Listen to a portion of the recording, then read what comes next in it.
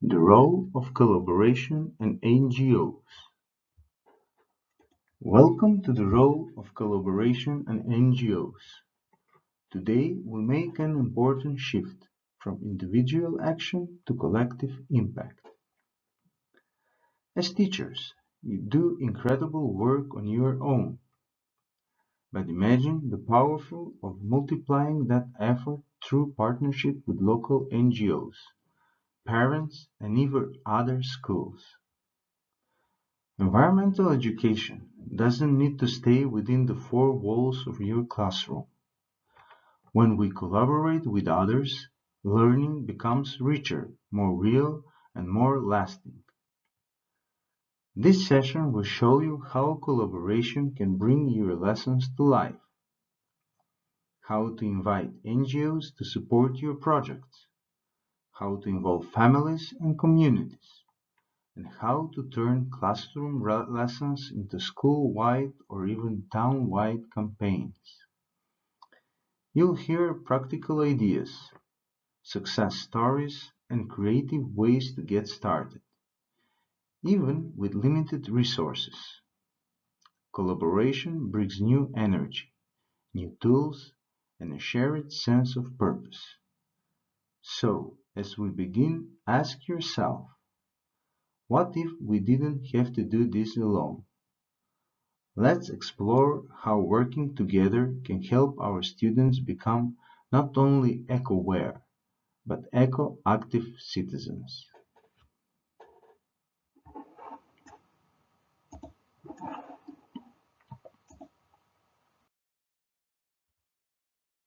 Together for the planet, partnerships that make a difference. Environmental challenges are vast and complex, too big for any person, classroom, or even school to solve alone. That's why collaboration isn't optional, it's essential. When we work together, we multiply. Ideas, different perspectives lead to more creative solutions. Resources.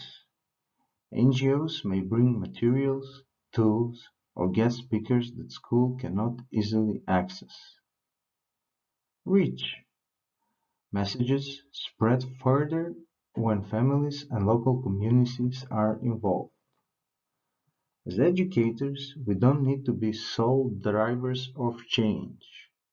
We can be connectors, linking students with organizations, campaigns, and experts already making an impact.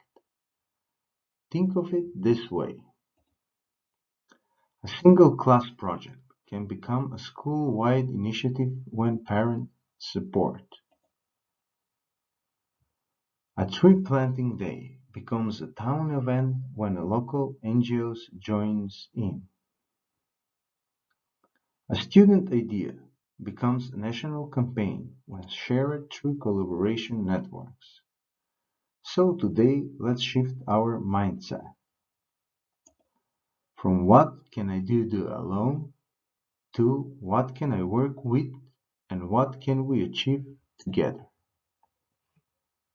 This is the power of partnership, and it starts with one small conversation or connection.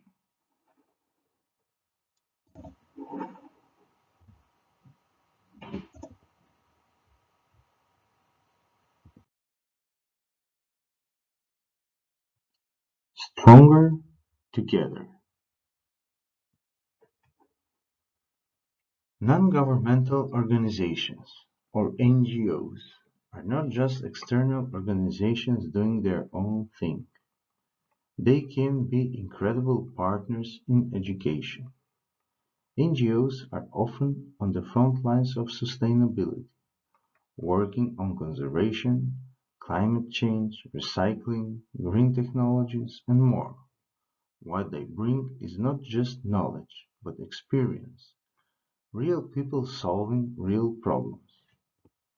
Many NGOs offer workshops or guest speakers who can visit your school, educational kits or activity booklets aligned with classroom topics, campaigns, or competitions that students can join, field visit opportunities to see sustainable practices in action.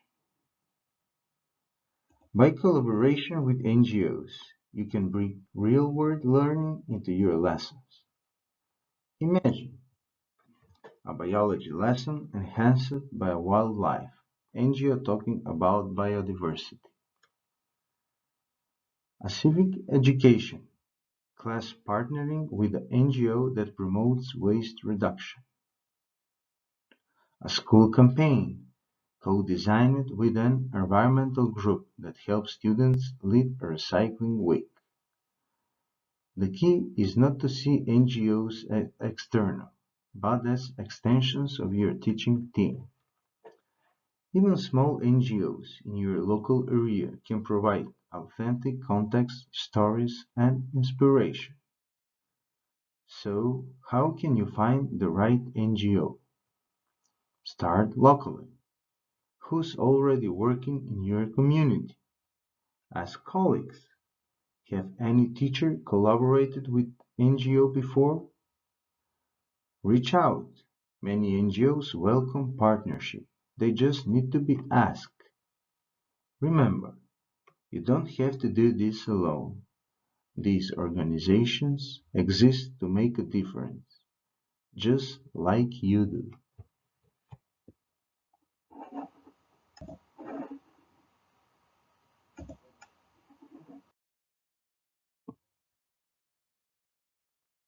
Understanding NGOs.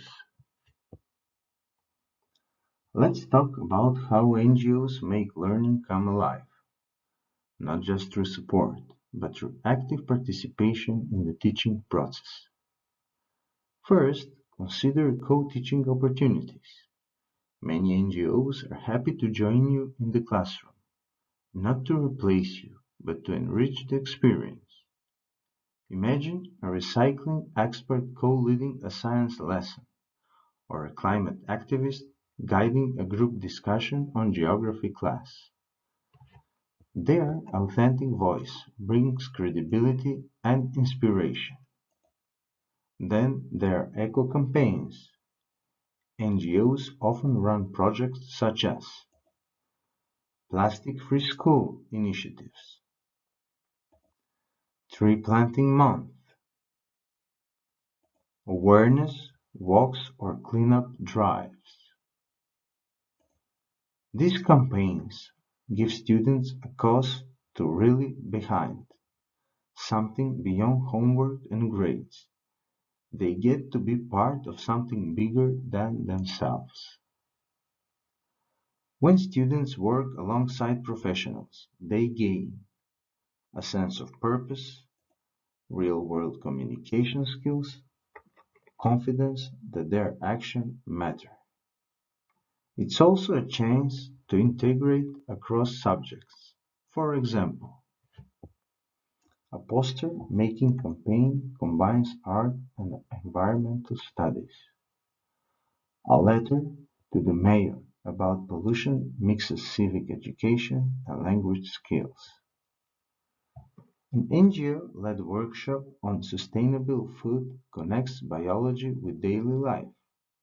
The result: education becomes meaningful. Students stop asking, "Why are we learning this?" because they see the answer. Partnering with NGOs also builds bridges to the community. It sends the message that school is not isolated. It's a part of the world and capable of shaping it. Let's now look at specific ideas you can try with NGOs, no matter the size of your school or budget.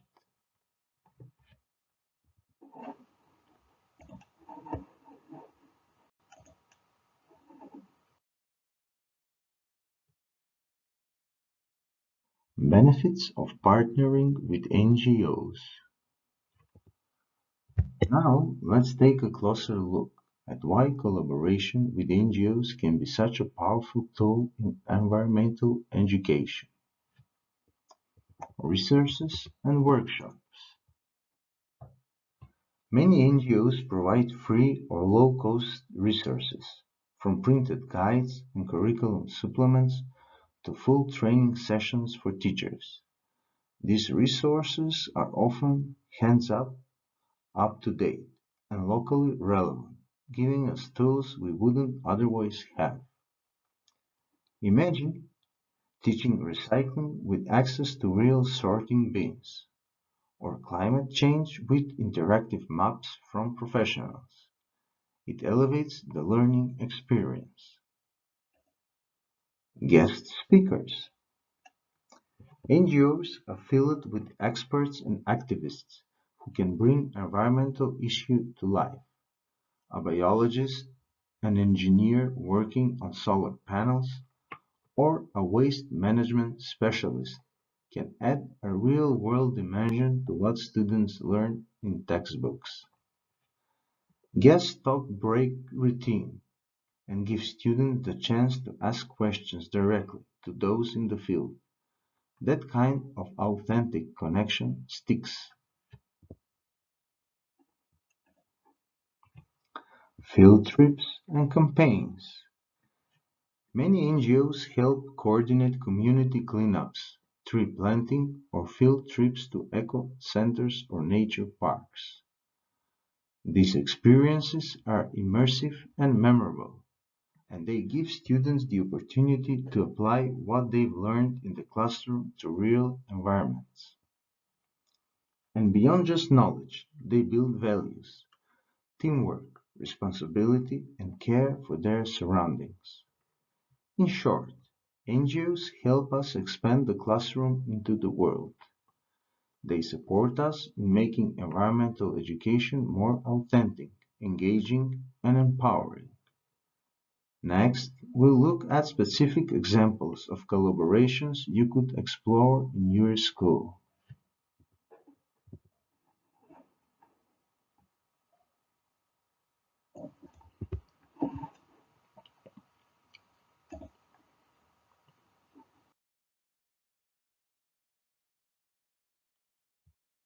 What can collaboration look like? Let's talk about how NGOs make learning come alive, not just through support, but through active participation in the teaching process. First, consider co-teaching opportunities. Many NGOs are happy to join you in the classroom, not to replace you, but to enrich the experience. Imagine a recycling expert co-leading a science lesson or a climate activist guiding a group discussion in geography class. Their authentic voice brings credibility and inspiration. Then there are eco-campaigns. NGOs often run projects such as plastic-free school initiatives, tree planting month, awareness walks or cleanup drives. These campaigns give students a cause to read behind, something beyond homework and grades. They get to be part of something bigger than themselves.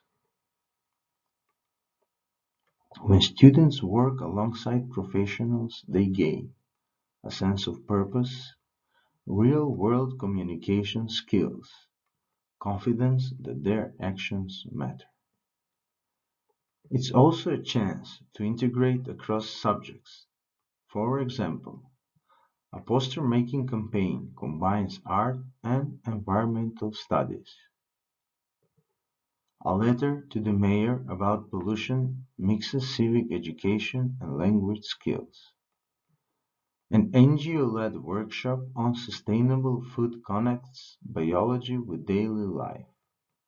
The result: education becomes meaningful. Students stop asking, "Why are we learning this?" because they see the answer. Partnering with NGOs also builds bridges to the community. It sends the message that school is not isolated, it's part of the world and capable of shaping it. Let's now look at specific ideas you can try with NGOs. no matter the size of your school or budget.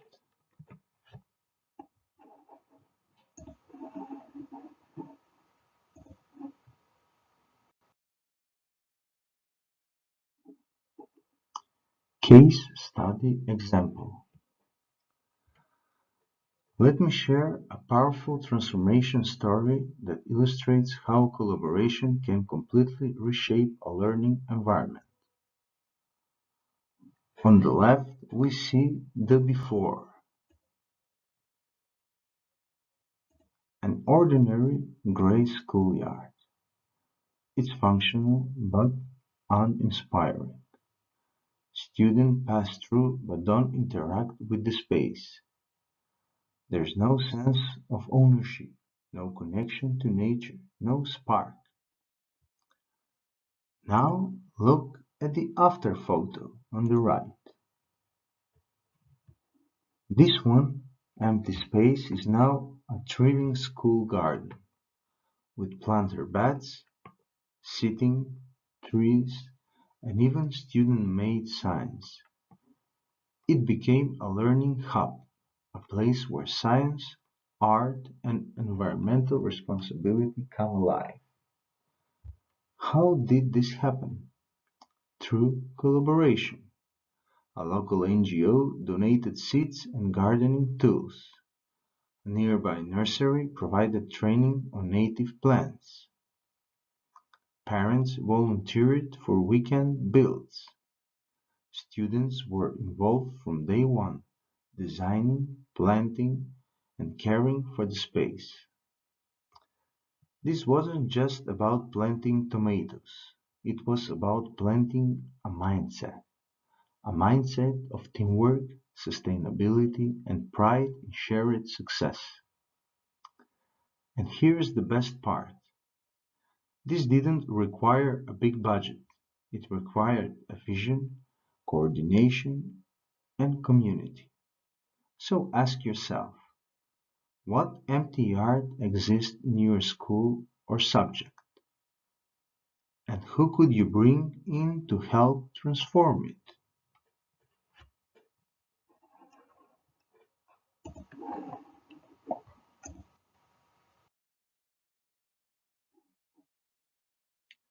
Families as partners. Too often we see environmental education as something that happens only in the classroom. But real, lasting change happens when school and home work hand in hand. This slide shows us how families are not just supporters, they are partners in the learning journey. First, student motivation. When parents show interest in a project, whether it is a recycling challenge or a school garden, students feel their learning matters beyond school walls. Their motivation increases because they feel seen and supported at home. Second, eco-values at home. Think about this. We can teach about reusing in class, but if that message is reinforced at home, it becomes a habit. Families help embed these values into daily life. For example, students might ask their parents to reduce plastic use after a lesson or start composting leftovers together. Third, shared learning. When we invite families to events, workshops, or join activities like cleanup days or sustainability weeks, something powerful happens. Parents become learners too. We blur the lines between teachers and audience. Suddenly, everyone is involved in building a greener community. So, what can we do as educators? Involve parents early. Even a simple newsletter or WhatsApp message can invite them in. Offer opportunities for them to participate, not just as volunteers but as eco role models. Encourage home-based projects like a family plastic audit or balcony garden. Because when children see their parents recycle, save energy, or support school projects, the lesson sticks. And most importantly, we build a culture where learning doesn't stop at second gate. It continues around the dinner table, in the backyard, and beyond.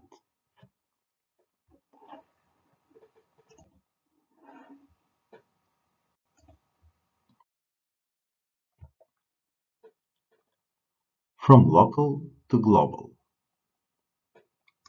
As educators, we often focus on what's happening in our immediate environment, and that's important. But helping students realize they are part of a global community takes their learning to the next level. This slide is about expanding the classroom beyond borders.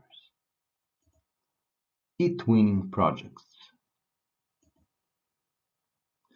Platforms like eTwinning allow your students to work on joint projects with schools across Europe, whether it's a shared climate diary, plastic use survey, or exchanging eco ideas.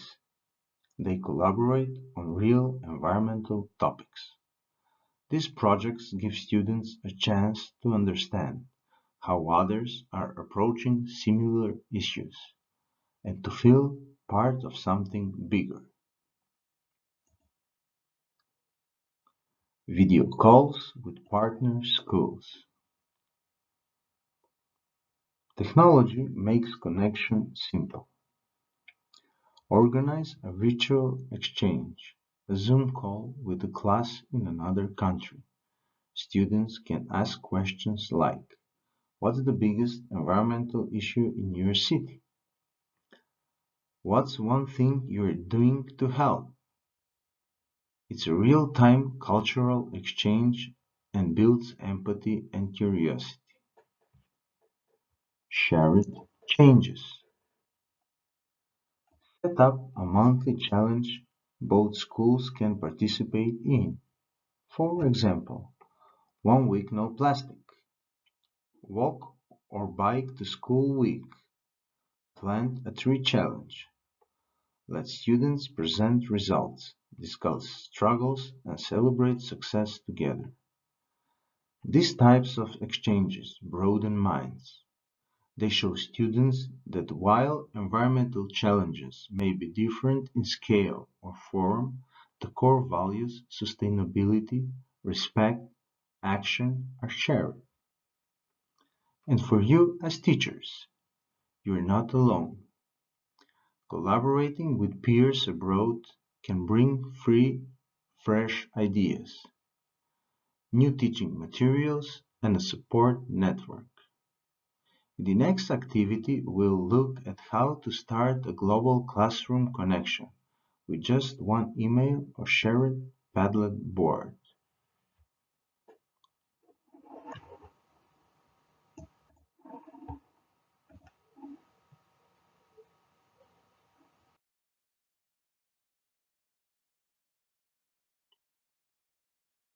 Let's organize together. Let's take a moment to acknowledge the reality. Collaboration sounds great in theory, but in practice, it comes with its own set of challenges. This slide highlights some of the most common ones teachers face, and most importantly, how we can move through them. Time constraints. Time is one of the biggest barriers. Our schedules are full, lessons to plan, classes to teach, paperwork to complete. But here's the key. Collaboration doesn't have to be big to be meaningful. A single joint activity with another teacher, one short meeting with a local NGO, even just sharing materials or a lesson plan with another school can be powerful. It's about starting where you are with what you have. Budget limitations.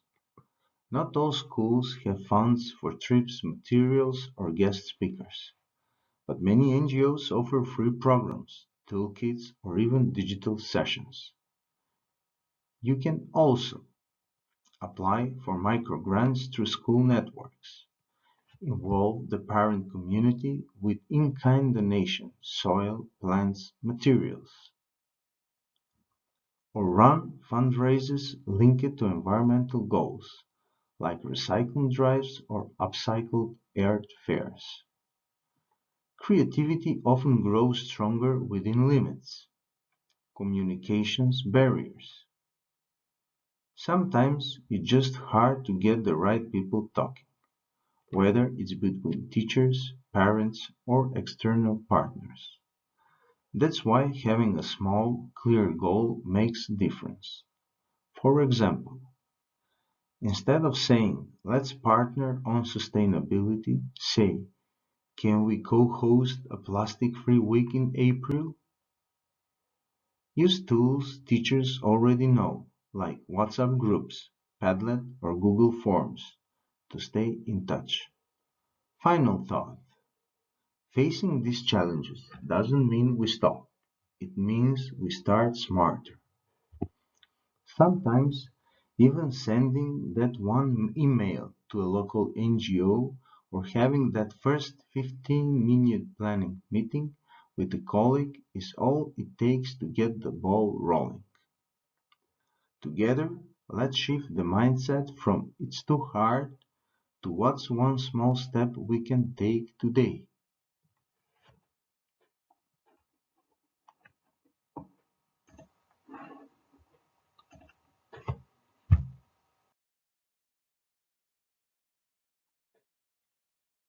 Simple steps to big impact. Visual layout. Barrier solution table. Let's be honest, challenges are real, but the good news, so are the solutions. This table isn't just for display, it's a reflecting tool. Think about your own school. Which of these challenges do you face?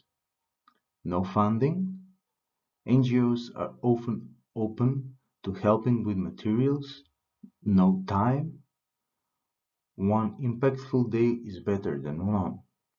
When students lose interest, let them take charge. Ownership breeds motivation. And remember, you don't need to know everything. Collaborate with others, a colleague, a parent, or an outside expert. The goal isn't perfection, it's momentum. Even the smallest success lays the groundwork for something greater.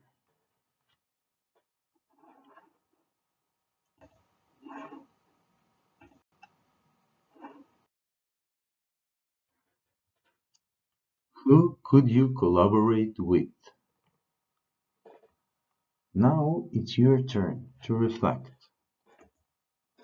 Think one of two people, groups, or organizations in your area who might be open to collaboration. This doesn't have to be formal or perfect. Think local, a parent with a garden, a youth center director, or a science teacher from another school. If you are in a staff meeting or group setting, you can pause and adjust your ideas on sticky notes or an online board like Padlet or Jamboard. Co- Collaboration starts with curiosity and a message. We are doing something meaningful at school. Would you like to be part of it? That's often all it takes. So, who would you reach out to next week?